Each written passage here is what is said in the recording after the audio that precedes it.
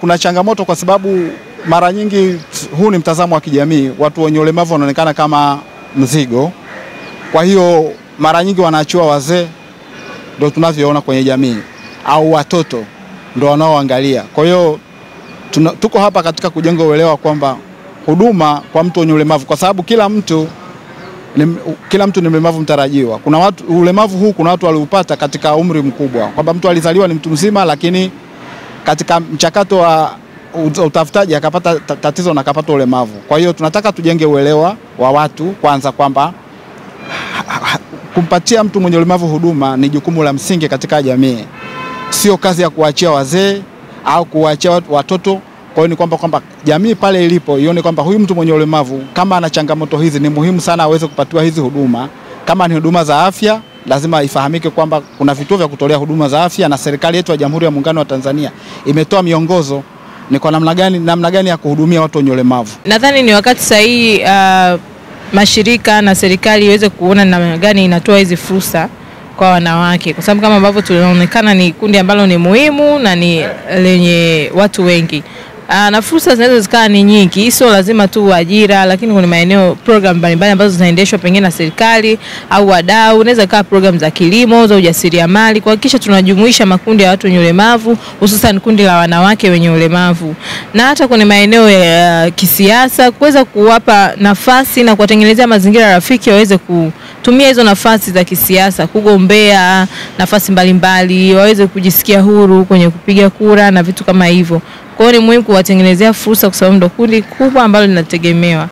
Kwa hiyo mradi huu tunahakikisha kwamba utasaidi, na tunaamini kwamba utaendelea na utafika ndani zaidi, utaenda kugusa wananchi wa kawaida, kwa sababu ni mradi ambao umedesigniwa vizuri katika kuhakikisha kwamba unafikia wananchi wa kawaida walioko katika mazingira kawaida kabisa chini. Lakini kwa upande wetu pia ofisi ya Waziri Mkuu tumeweza kujipanga na kuhakikisha kwamba mradi huu unawafanikisha jinsi gani utaweza kwenda sambamba na miongozo na taratibu ambazo mbalimbali zinaandaliwa na ofisi ya Waziri Mkuu. Hivi karibuni tumeshamaliza kutengeneza mfumo wa taarifa elektroniki wa watu wenye ulemavu na Kanzdata, ambao utakuwa unasaidia kukusanya taarifa zote za watu wenye ulemavu nchini. Kwa hiyo tushakuwa na hizo taarifa katika ule mfumo na moduli mbalimbali, ambazo baadhi ya hizo moduli ndio zitakuwa zinatumika kuhakikisha kuona kama ile huduma imetolewa katika jamii. Lakini pia kadhalika tumeshaandaa miongozo mbalimbali ambayo inaweza kusaidia kuhakikisha kwamba tunafikia kundi la watu wenye ulemavu. Na kwa sasa hivi tunaendelea, tupo kwenye mchakato wa mapitio wa sera ya watu wenye ulemavu ili uweze kuendana na wakati, na tunaamini na haya mambo yanayoendelea na hii mafunzo yanayoendelea yataweza kusaidia kuhakikisha kwamba watu wenye ulemavu wanafikiwa kwa ukaribu zaidi. Lengo ni kuimarisha uelewa, tuwe na uelewa pamoja kwa wadau mbalimbali katika masuala ya utoaji wa huduma, na ambao tunasema sasa ni care and support systems kwa watu wenye ulemavu Tanzania. Tunaelewa na tunaipongeza sana serikali yetu ya Mama Samia, imefanya kazi kubwa sana ya kuweka policy na guidelines kwa ajili mbalimbali kwa ajili ya watu wenye ulemavu, lakini huu mradi sasa unakuja kuimarisha hizo juhudi.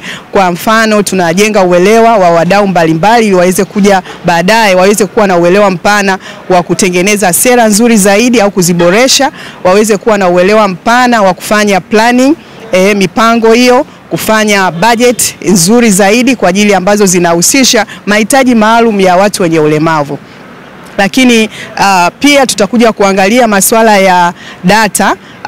Kwa hiyo tutafanya piloting ya tools tofauti ambazo zitakuwa zinakusanya data, taarifa hizo ambazo zitasaidia sasa serikali yetu kuweza kufanya tathmini ya uhitaji au mahitaji ya watu wenye ulemavu, lakini pia kuangalia services, availability au supply ya services kwa watu wenye ulemavu.